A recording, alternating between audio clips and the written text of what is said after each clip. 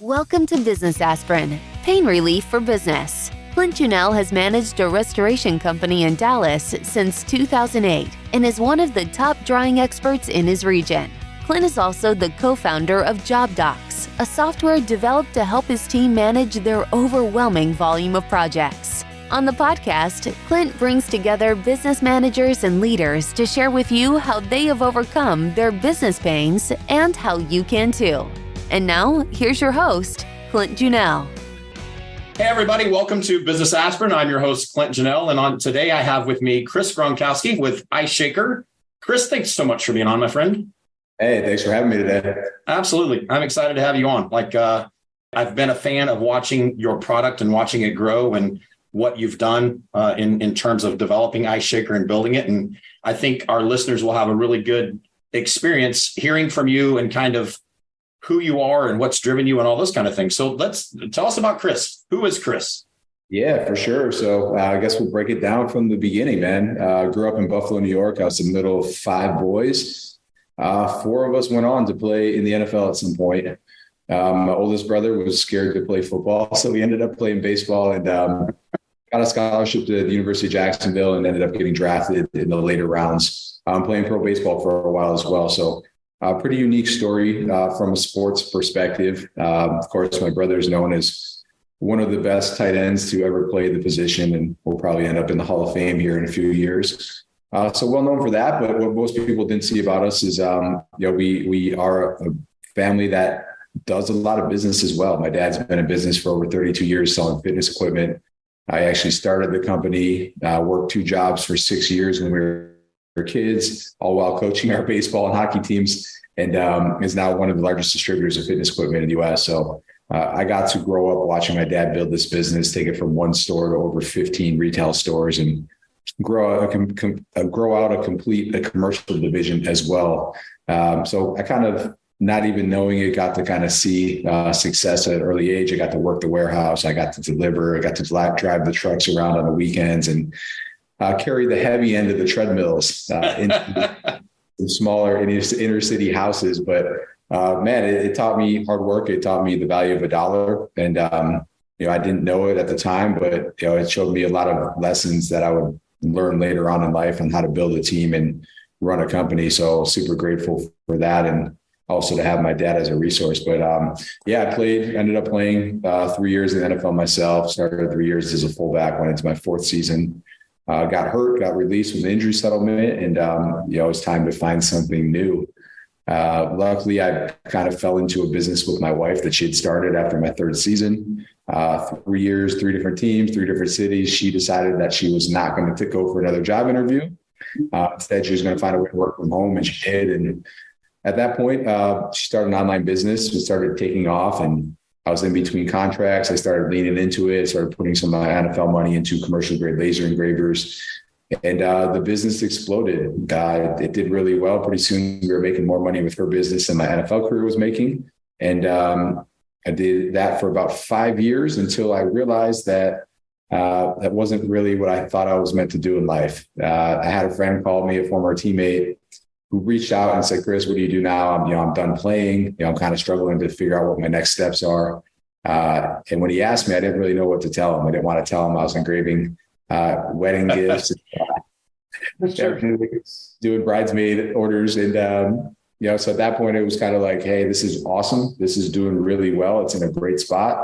I don't need to do anything else, but I grew up in the sports and fitness and health background, and I want to find a way to get back into it. So I thought of this idea for a shaker bottle, and the rest was kind of history from there. Jumped on it as a side hustle, got on Shark Tank, and ended up getting offers from all five sharks, and it just took off. And I actually saw that episode. I thought it was great. So from that perspective, there's a lot of things that we can pull from your background and your history to work on what an entrepreneur would need to be looking at and what happened. Like, for instance, the engraving side, right? That developed to this, which is the ice shaker that's engraved, laser engraved. And that's a really cool process to watch, just FYI. If anybody ever wants to see that, that's pretty amazing just to watch in itself and engrave these cups. But you actually designed and created and built the cups with a manufacturer of some kind? Yeah, absolutely. So we had manufacturers that we were already working with that we were bringing in product with my wife's company. So we used some of those connections we already had. We told them what we wanted. We had CAD drawings made in the US, and then they sent them over to those factories, and we kind of tweaked it to what they thought would work the best, and sent us back drawings. And at that point, it was a couple of prototypes. They're sent in, testing out the product, and then putting an order in. Okay. And the rest is history, right? Like how many cups a year are you guys moving at this point? So we sold over 1 million cups. Probably hit that mark 2 years ago. So probably close. And per year, I think we're close to 400,000 cups last year that we sold. So it's been a good run so far. We're continuing to grow each and every year as well. And it's going from, not just cups to anything from a jug down to what we call a companion that will actually hold like an energy drink can, Celsius, stuff like that, where you just slide it into it. It'll keep your cans cold as well, even onto duffel bags and all kinds of accessories. So it's definitely turning into way more than just a protein shaker bottle at this point. Sure. Well, and I tell you, like, I love the protein shaker, but this is the Flex Cup. Is that what this is called? Yep. So we call that a Flex. It's more of just a coffee cup, really, when it comes down. Great for hot, great for cold, smoothies, coffee. Yeah, it's great, man. And it holds my water when I'm doing a podcast, and I can drink out of it occasionally and keep it nice and fresh and all the great things that are there. So kudos, man. I think that's great. And it's interesting when you start thinking about bringing a product to market, or starting a business of any kind, it's daunting to kind of go, okay, what is it that the market needs and what can I provide? So what was the idea? Was it your background in sports and athleticism and working out that said, you know what the world needs is a better protein bottle? Like where did that come from? Yeah, it came from necessity. I was here in Texas. I was at the gym. I had a plastic shaker bottle with me. I actually had went home from work, and I had a Yeti at the time. I was using that at work, and I was like, man, this is great. It keeps my drink cold all day. It's super hot outside.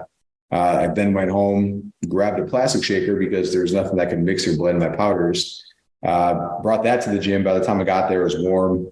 I took a sip of it. It tasted awful. And I was like, man, this just makes no sense that there's this awesome technology to keep your drinks cold, but it's not in the form that could be easily blended or mixed or cleaned or filled.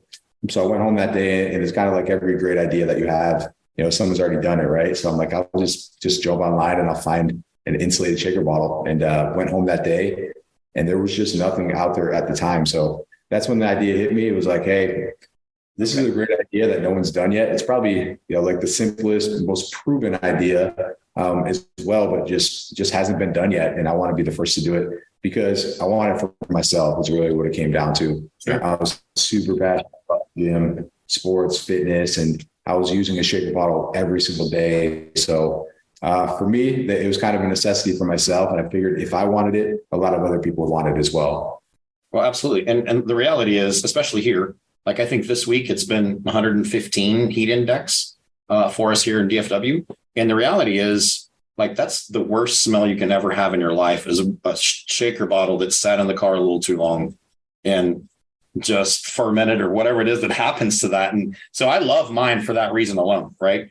And most of mine, I'm going early to ATF in the morning when I'm working out and kind of doing some stuff there. And then I'm done with it pretty quickly so I can get it rinsed out. But man, just the concept's beautiful, man. I love what you guys have done. As far as I know, you're still the only game out there that's doing what you're doing in terms of a shaker bottle for protein that's insulated and works the way it does. I think that's great. So let's talk a little bit about the fitness industry, and let's talk about things you learned. Like what's the most valuable thing that you learned from your dad in regards to business? Yeah, unfortunately, I didn't listen to my dad at the beginning. He came in and he had a lot of valuable tips for me, especially early on, because truthfully, I had no idea what I was doing. You get on Shark Tank, things kind of just explode overnight. It's this massive wave, this massive influx, and it's all coming to you. And you think you've kind of figured the game out, right? And then that wave stops and you're like, wow, what do I do next? So I went to Facebook ads and, really started pumping those, but I was kind of fully dependent on one stream. And that was Facebook. Something happened to it, I was done. So a couple of things. My dad came in, and the biggest thing that he said right at the bat was, you need to hire. I didn't hire enough people soon enough. And I didn't know what I was doing when I was hiring either. So he's trying to help me out on that front. Didn't do a great job of listening to him at all, and really just put it all on myself for the first 3 years, which as you're growing and then having a family and all the craziness of life, if you put it all on yourself, you're going to stop yourself from growing to the potential that you could have. So I was trying to do everything still. Even when I did bring in people, I was still pulling back their responsibilities and trying to do their responsibilities myself, because I felt like I had to. And really, when it finally came down to it, COVID hit. It was 2020.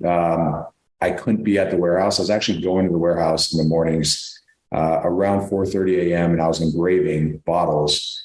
And then I would do that until about 8 or 9. And then I'd go home and I would actually work from 9 to 5 and then eat dinner with the kids and kind of go back to work. So I was just loading myself up with anything and everything. And COVID hit and I couldn't do it anymore. Like I physically couldn't go to the warehouse because of the rules of the mask and the 6 feet and all that kind of stuff. And I also then had my third kid during COVID, and we had no babysitters. We couldn't do anything because no one was allowed to come to the house.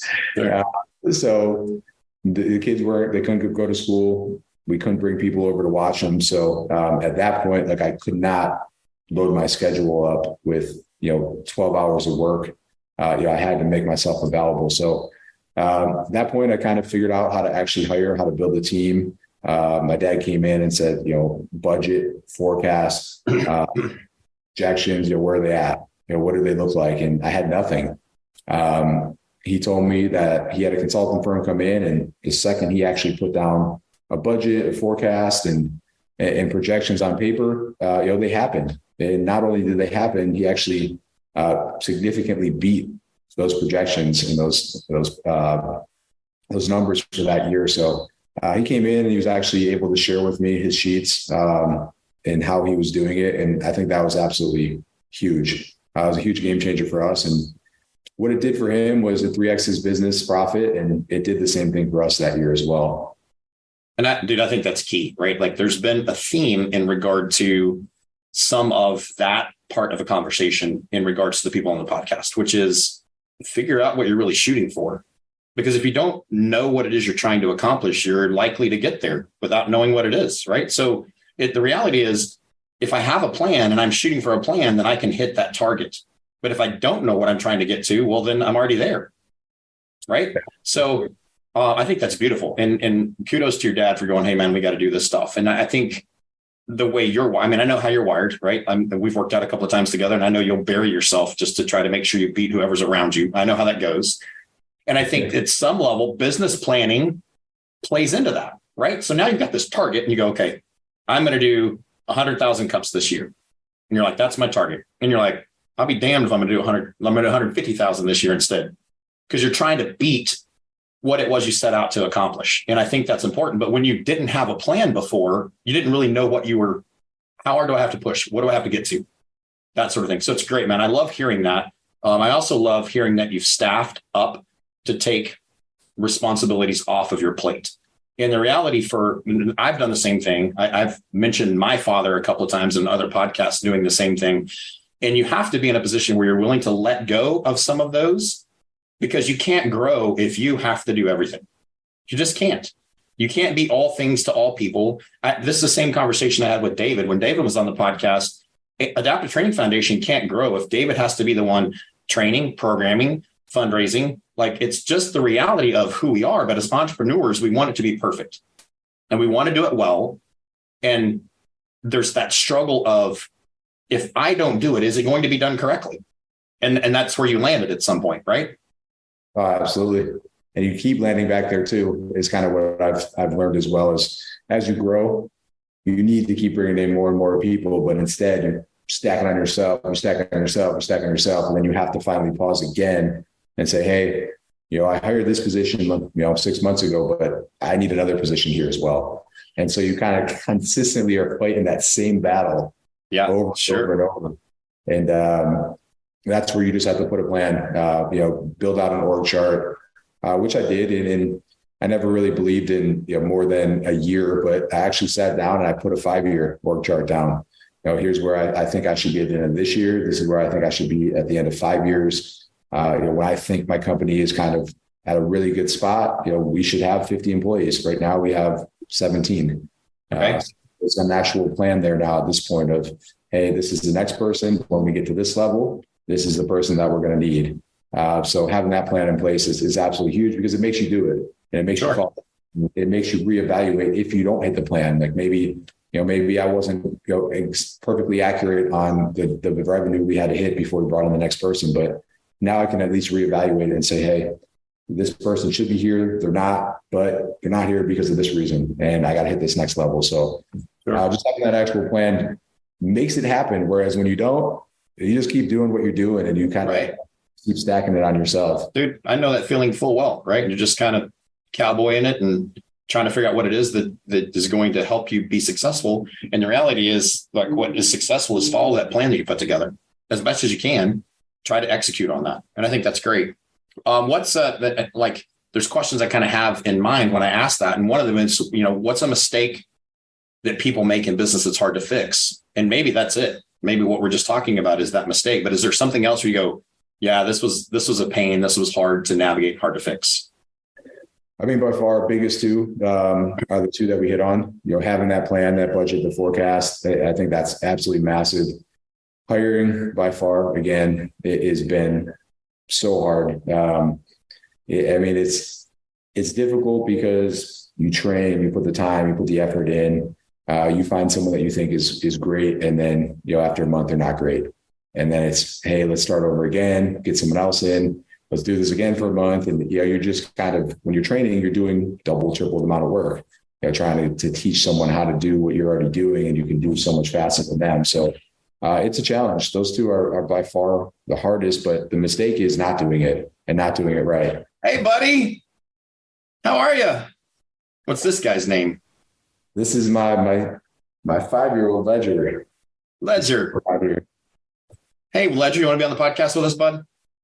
Where you at? He's hiding away from us. So is there a process now for hiring people? Because what I've experienced is, like, you're going to go through those where it seemingly at one point, it seemed like I had to hire 10 people to get a good one. And so then we started making some changes and trying to figure out a way to create a process for understanding who was right for our culture first to be a part of our organization, a part of our team, and then, put him in a position. So what are you doing now in regards to hiring? Because for you, hiring is important. So what processes are you following, or what plan do you have in place to try to get the best people? Yeah. So, it's still a challenge for us. We do have them go through multiple steps. So we are having multiple people interview to make sure that we're all kind of getting that same vibe. A lot of it, and kind of how I break it down is this someone that you want to work with every single day as well? They might be qualified. They might be actually really good at what they do. But if my team currently just does not get a good vibe from them, doesn't feel like they can work with them each and every day and thinks there'll be a problem, we just don't bring that person in anymore at this point. It's just, at that point, it's, hey, they're out of the picture. A lot of it too, I think, is really setting the expectation before they even get there on what they're going to be doing and how much work they're going to be doing. I think I did a really poor job of really training and also setting the expectations early on. Even on the interview, I like to let people know exactly what we expect. This is what we want out of this position. This is how we want it done. Do you have any issues with this? Are you good with traveling? Are you good with this amount of hours? Are you good with coming in on the weekends if you have to? Are you good with filling in and unloading a truck? Say, for instance, we unloaded a truck today. I went in myself. I always do. I kind of like to work out.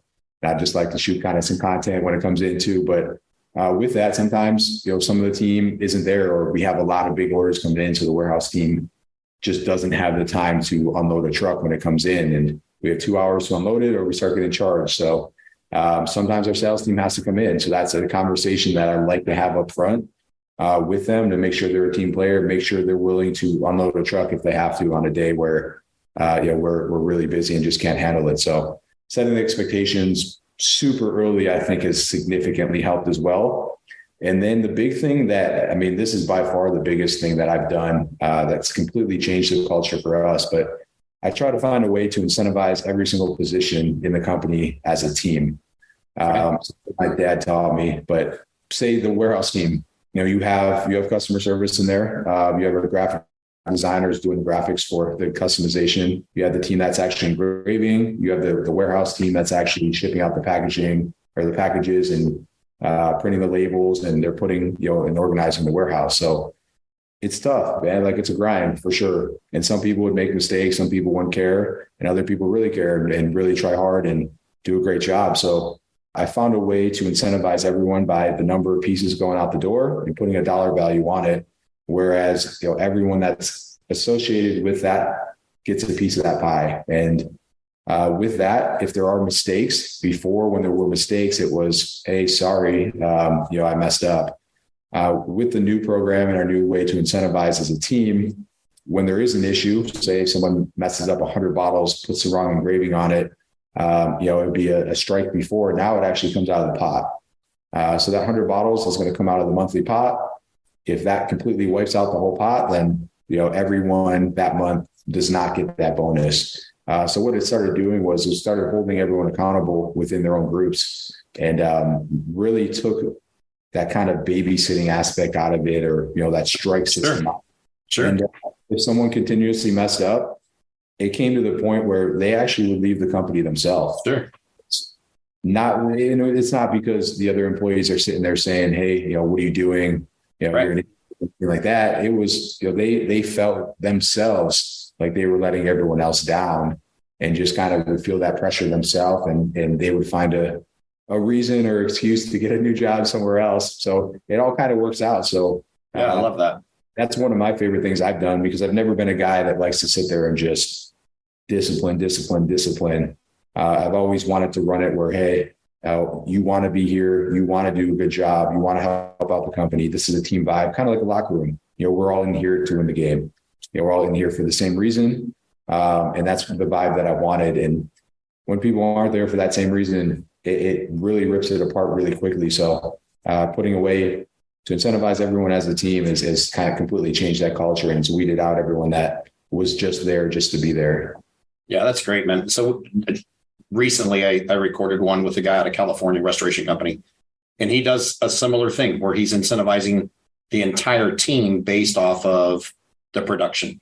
And so it's, if we're successful, everybody shares in that success, whatever level of success that becomes, you get a piece of that success. If we have failures, then it takes away from what's happening. And I like that idea. I've never implemented anything that way. It's always been individual commission successes, bonuses based off of your activities.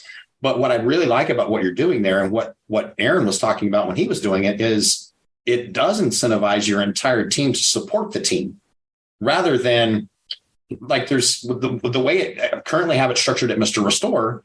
There's incentive at some level to sabotage somebody else, or not necessarily incentive, but there's no reason to help them because you're not benefited by the fact that you go to help them. Where if everybody is bonused and commissioned based off of the success of the year, the month, the project, whatever the case may be, then I think it's beautiful, man. I love that idea. What led you to doing it that way? Like, what, you got some spectacular results from it as a result, but why did you say, hey, this is what we need to do? Like, what was the thought process? Yeah, for sure. Reach out to my dad. He's been in business for over 30 years. A lot of his people have been there the whole time, or a long portion of it, over 20 years. And it's like, Dad, I mean, these jobs they're not easy. I mean, no job is, it's eventually after time, it wears you down. And he said, how do you keep people motivated? And that was what he said. He said, hey, I found ways to incentivize them as a team, and everyone loves knowing how to make a little bit more money, or maybe it's a lot more. And there's some years where it is a lot more. And so that was his response. And then it was kind of figuring out how to do that with every position. And even with sales, my guys were the same way as what you're saying. They were all commissioned individually, and they still are, but then they have a team goal at the end of it. And so if they hit certain numbers, they actually then get an extra bonus on top of it as a team. So as long as everyone on the team hits a certain level, they all then opt into it and they get a percentage total. So say one guy hits like a massive order, right? And he absolutely crushes it. That will actually help the other guys too, because they'll go into a pot together. And right now we have 4 guys, all 4 of them would split the total of it. So if one guy just went off and just absolutely got this massive order, the rest of the team would actually benefit from it as well. So that way, everyone cheers on each other.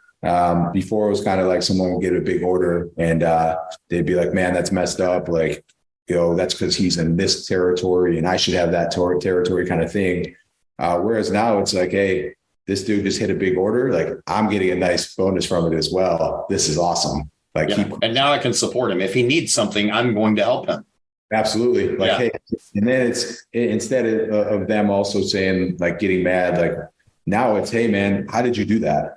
What did you do to get that big order? Whereas before it was kind of like, oh man, like that was just so lucky. And he just got that handed to him. It was his territory or this type of company. And he got, lucky. Now it's, hey man, teach me how you did that. How do I do that? How do I figure out how to break into that too? And it's been really cool to see because everyone just starts working as a team all of a sudden when there's a team goal involved. Yeah. I think that's great, man. And like, as a note, guys, like Ice Shaker, I mean, this one's obviously engraved with Job Docs. I got one behind me with my Mr. Restore logo on it. And we give these things out as swag, right? And I'm clearly not one of your big customers because I can't afford to order massive orders of these things. But as restoration companies, as whatever you're going to do, being able to hand out something like this, like client, when you're returning them home, like the Ice Shaker, I'm telling you, like we give these things out and I get more comments and compliments on, dude, that's the best thing I've ever had from the Ice Shaker Cup than anything else that we've ever done for anybody. And they love these things and this thing will stay around forever. So put your logo on it. It'll have the Ice Shaker logo on it too, with also laser engraved down here. It's hard for me to run the camera backwards, Chris. but it'll have your logo on it. It'll be branded. It'll have their logo on it. And your clients are going to absolutely love Ice Shaker. Now, as a note, other branded things are great too. Like you can do great branded things, but I'm telling you, part of the reason I asked Chris to be on is because I get a ton of comments about these cups in particular and the success and how great it is and how it keeps everything. It's got a good feel to it. This is one of the old ones, Chris. So this is now rubber bottom on the new cups. So when you set it down, it doesn't bang like this bangs, but the new ones are great too. And we just got a pretty decent order of those. Recently, we've done a new round of Mr. Restore and a new round of Job Docs. And man, I'm a huge fan on that end. So as a note, everybody, you can certainly go out and get your own Ice Shakers set up with your branding on it. And they're great to work with. They've got a great team. So help their salespeople have success and help their salespeople team, get more success. Chris, talk to me about, maybe this is your upbringing. Talk to me about the driving force behind success for you. Yeah, for sure. I grew up in a household with 4 brothers, so every day was a competition. And that led us to be great in sports. My parents did a great job of also really teaching us the value of a dollar. So I think that helped a lot as well. We had jobs. We were doing a paper route when I was, I think, 8 years old at that time. My older brother was 12 when he started it, but we had that for 6 years. And it was kind of just paper route in Buffalo. Hey, there was some snowstorms. People were still waiting at the door, even though there was 4 or 5 feet of snow, and we were still delivering too. So those were some good times. My dad would drive the truck, and we'd just take one paper to each house at a time and get back to the truck. But yeah, I think that really helped us. My mom was all about schoolwork and making sure we actually did our homework before we played sports, which I think was very valuable as well. So the upbringing was huge. And then, for me, just being a sports guy and being a part of a team, that's kind of how the business feels at this point. So people ask me what gets me up every morning, what drives me. And for me, it's I got to support the team. I got to be there. I got to make sure we're winning as a team. So if I'm not there doing my job, no one else can win. And so that's what gets me up. That's what gets me excited. And I love seeing them win. I love seeing my guys whipping a brand new car, even though my truck's 10 years old. They're all whipping better cars than me, but that's what gets me excited, man. That's awesome. Sure. That's sure. The goal. They all are able to afford what they want. They're all able to get new houses, new cars, and live the lifestyle they want because of the brand that we built together. That's beautiful, man. And you guys are, as an organization, you guys are a giving organization. You're charitable. You do things for others. Like, for instance, you and I stuffed a bunch of ice shakers full of coffee pods from Starbucks to ship off, with a military program through Starbucks, and you guys supporting it at ATF. And you guys do a lot of that sort of thing. So talk about the culture of community support and benefit there. Yeah, for sure. I think it was going back to kind of the NFL career. I didn't have anyone, my grandpa served, but I didn't have anyone directly in my family that, that I saw actively serving for the military. But with that, in college, we did go and stay on a base. It was Fort Huachuca in Arizona, and being there and seeing the lifestyle of our troops was very similar to being a football player. You're up early. It's a physical grind. It's a mental grind. It's all about teamwork, and it's just kind of stuck with me. And then, I did a lot of stuff when I was in the NFL when I could, with different events with military as well. And just realized that these guys and girls are exactly the same. They're just putting it all on the line, and they're getting paid a lot less, than an athlete is. So really bonded with them. And then when the product, when we launched it, we had a lot of requests from the military. And when that happened, I didn't want to turn anyone down. So I always shipped it out to military. But what ended up happening was, once we shipped some out, everyone would see them and everyone would start requesting them. And it got really out of control at that point. And I still didn't want to say no. So we started building out programs where it was a buy one, give one to help support it. So we were doing military themed engravings on bottles. If anyone bought one, we would then donate one to active military. And that's where we were able to get to thousands of bottles and donate them to the ATF or through to ATF at that event. We continued to do that. And then after a while, we lost our partner that was shipping everything overseas for us. And it becomes a challenge actually to kind of vet that out in a lot of time, because there was times where people were saying, hey, you shipped this package out and they're just reselling them, or, they're not actually doing what they said they were going to do with the product. So you got to do a better job of vetting it. And I'm like, well, I'm not really sure how I'm supposed to do that. So yeah, sure. We kind of pivoted, and we don't do the buy one, give one program anymore. But instead we choose a couple different foundations to support, and we give back 1% of our sales to these foundations. So if you go onto our community initiatives tab on our website, you'll actually see the 3 foundations that we're currently donating, or allowing our customers to pick which ones we want to donate 1% of the sales back to. So it's completely funded by us. When the customer purchases, they have the option to pick. Some of them don't pick, which I still don't know why. I think they think it's somehow them, but yeah. So what was interesting is when I did my last order, I was able to, after the order came through, I was able to actually pick which one I wanted to donate to. And clearly for me, I picked the Adaptive Training Foundation as the donation that I wanted mine to go to. And man, I appreciate you guys doing that. And I even sent a screenshot to them showing that it was that donation is what took place. And I thought it was pretty great. So anyway, it's close to time for you to be able to jump off and get on to your other stuff. And I appreciate you being here. Is there anything else that you would look at and go, hey, this is something that entrepreneurs need to know? One last little bit on something I haven't asked a question about, overcoming a pain, whatever the case may be. Yeah, I mean, when people ask if they should do it or should not do it, I always tell them right from the beginning. How I started was, I started small. I started as a side hustle. And I mean, this is really with both businesses, my wife's business as well. And, it was a side hustle that started on the side, and we're super passionate about what we're doing. And we just kept doing it until we found a way to make it successful enough to support us on a full-time salary. So Ice Shaker was in my house, in the upstairs of my house. I was shipping out packages for 6 months before I got onto Shark Tank, before I had a building, before I had employees. And once I got on Shark Tank, of course, it could then support myself and my family. And that's when I went all in at that point. So I always tell people, find what you're super passionate about, find a way to actually, make revenue from it, and then start small, start as a side hustle. And once you can prove it successful, at that point, go all in and really push it to the limit at that point. So that's always my advice to someone that's looking to start something new. Sure. You got to have that drive, right? And because it gets hard at times and it gets daunting to be like, okay, I've been doing this for 6 months from my house. And is this going to grow? Am I going to be doing this forever? Right. It gets difficult to navigate. So you got to buy in at some point. You have to. And the story I tell is, I started from a house. I bought 10,000 bottles to start with. The first order, half the lids were bad. The pop top actually that we never had issues with ever and still haven't since this point, but it would actually snap closed. But when you held it upside down, it just poured right out. And there was no way to actually tell which lid was good or bad.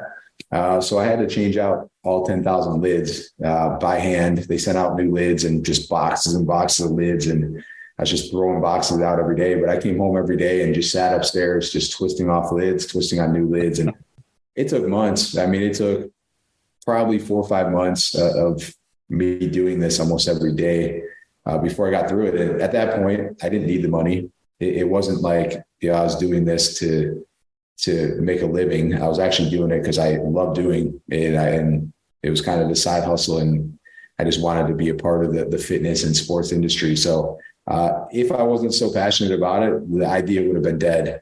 Sure. And that wasn't the case. I mean, loved what I was doing, was passionate about it.